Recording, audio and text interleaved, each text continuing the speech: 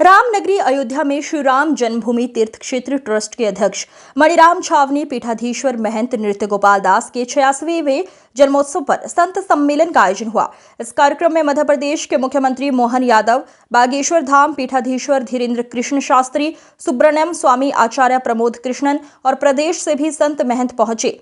अयोध्या पहुंचे मध्य प्रदेश के सीएम मोहन यादव ने कहा कि महाराज सनातन समाज के धर्म सम्राट है और इन्हीं के नेतृत्व में राम मंदिर आंदोलन चला रही है। वहीं बागेश्वर धाम के महंत धीरेन्द्र शास्त्री ने कहा कि राम मंदिर की तरह काशी मथुरा में मंदिर बनेगा, हिंदुत्व राष्ट्र बनकर तैयार होगा।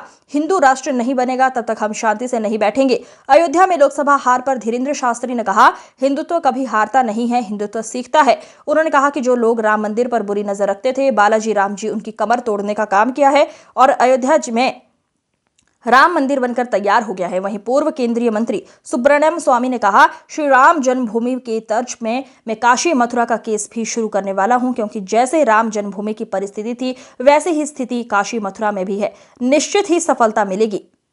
देश में 40,000 मंदिर तोड़े गए, लेकिन इन 3 मंदिरों के बाद देश में शांति होनी चाहिए। आज श्री धाम अयोध्या हमें आने का सौभाग्य मिला। मणिराम छावनी वाले जी महाराज श्री जी का श्री राम जन्मभूमि न्यास के जो अध्यक्ष हैं, उनका आज प्रकटोत्सव है।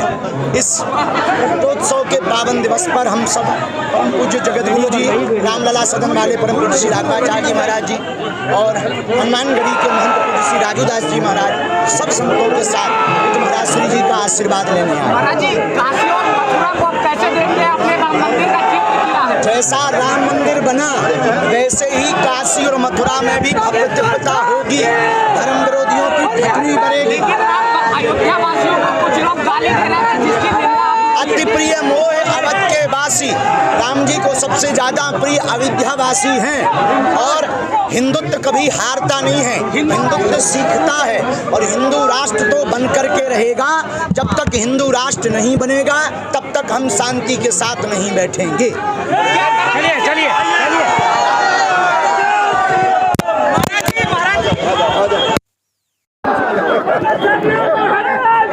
के अध्यक्ष और श्री कृष्ण जन्मभूमि न्यास के भी अध्यक्ष श्रीमान नृत्य गोपाल दास जी परम पूज्य महाराज जी का जन्म दिवस है और उनके जन्म दिवस के अवसर पर चलने वाले 7 दिवसीय कार्यक्रम का समापन है। अयोध्या धाम में हमने अपनी आंखों से देवताओं को तो नहीं देखा है, लेकिन ऐसे दिव्य पुरुषों को देखकर आभास होता है कि देवता का स्वरूप क्या होगा, उनका जीवन क्या होगा।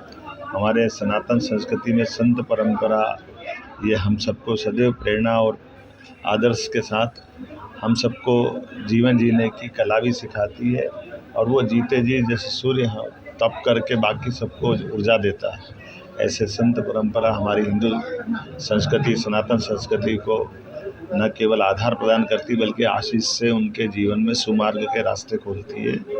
उनके जन्मदिवस के अवसर पर मैं शामिल हुआ। मेरे साथ हमारे पूर्व मंत्री पूर्व सांसद श्रीमान जयभान सिंह पवैया जी भी मौजूद हैं।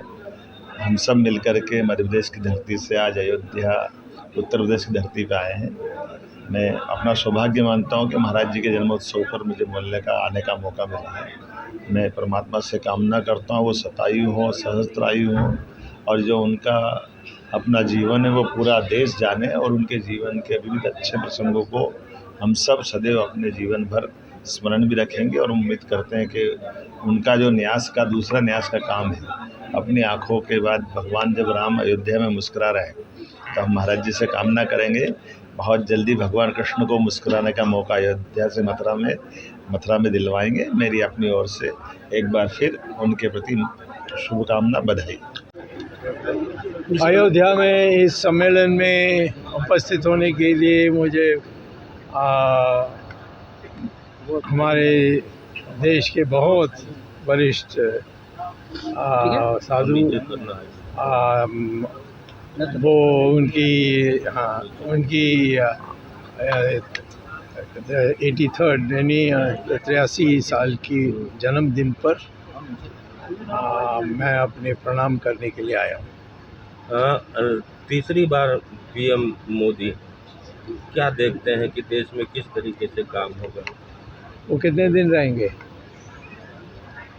ये तीसरा दिन तो उन्होंने हमारी भारतीय जनता पार्टी के संसद सदस्य की मीटिंग में तो उन्होंने अनुमति नहीं ली, सिर्फ 2 लोग बाहर से लाए और 4-5 लोगों को बिठा कर उन्होंने कर दिया है।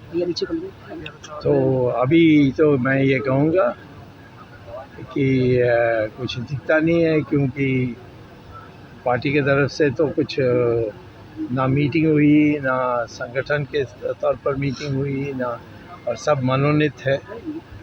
तो इसमें इन्हीं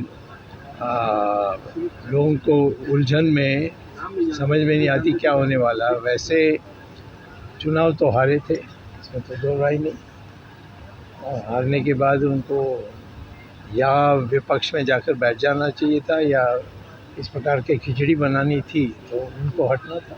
तो क्या आरएसएस और बीजेपी की तलखी है क्या स्वामी जी?